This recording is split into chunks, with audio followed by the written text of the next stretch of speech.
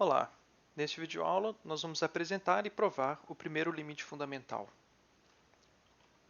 Ou seja, nós vamos calcular o seguinte limite. O limite de seno de x sobre x quando x tende a zero. Antes da gente começar o cálculo, veja que a função seno de x sobre x é uma função par.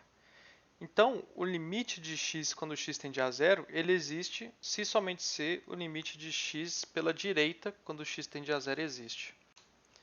Isso porque f de x é igual a f de menos x. Então, se o limite de x tendendo a zero pela direita existe, ele vai ser igual ao limite de x tendendo a zero pela esquerda, já que a função f satisfaz essa igualdade. Vamos supor então que x é positivo e vamos olhar para a área de 3 seções dentro dessa circunferência de centro zero e raio 1. A saber, nós vamos olhar para a região 1, que é a área do triângulo OAP, que é o triângulo interior. S2 é a área do setor AP, área do setor dentro da circunferência de raio 1. E S3 é a área do triângulo maior aqui, OAT. Apenas com essa representação, a gente consegue ver que S1 é menor do que S2, que é menor do que S3. A área do triângulo é menor do que a área da seção, e a área da seção é menor do que a área do segundo triângulo maior. E se a gente calcula a área de S1, S2 e S3, veja que a altura de S1 é exatamente o valor seno de x, x é a abertura do ângulo. Então, a área desse triângulo é seno de x vezes a base, que vale 1, dividido por 2.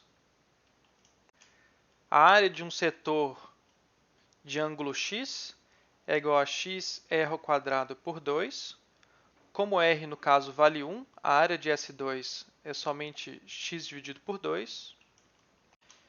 E, por final, a gente viu que o valor de TA é exatamente a tangente de x, a tangente do ângulo x. Então, a área desse triângulo é a tangente de x vezes 1 dividido por 2. Então, S3 é a tangente de x por 2. Então, o que a gente pode concluir é que o seno de x é menor do que x, que é menor do que a tangente de x. Como x é diferente de zero, então seno de x também vai ser diferente de zero, a gente pode dividir toda essa equação por seno de x, resultando na seguinte: 1 é menor do que x sobre seno de x, que é menor do que o cosseno de x. Agora, invertendo essa equação, então a gente está usando aqui que se A é menor do que B, que é menor do que C, então 1 sobre C é menor do que 1 sobre B, que é menor do que 1 sobre A. Ou seja, o cosseno de x é menor do que o seno de x sobre x, que é menor do que 1. E agora a gente pode usar o teorema do confronto aqui, uma vez que o cosseno de x é uma função contínua, e quando x tende a zero, cosseno de x tende a 1, então tende para o valor de cosseno de zero, e 1 é uma função constante, então o limite de x tendendo a zero da função 1 é 1.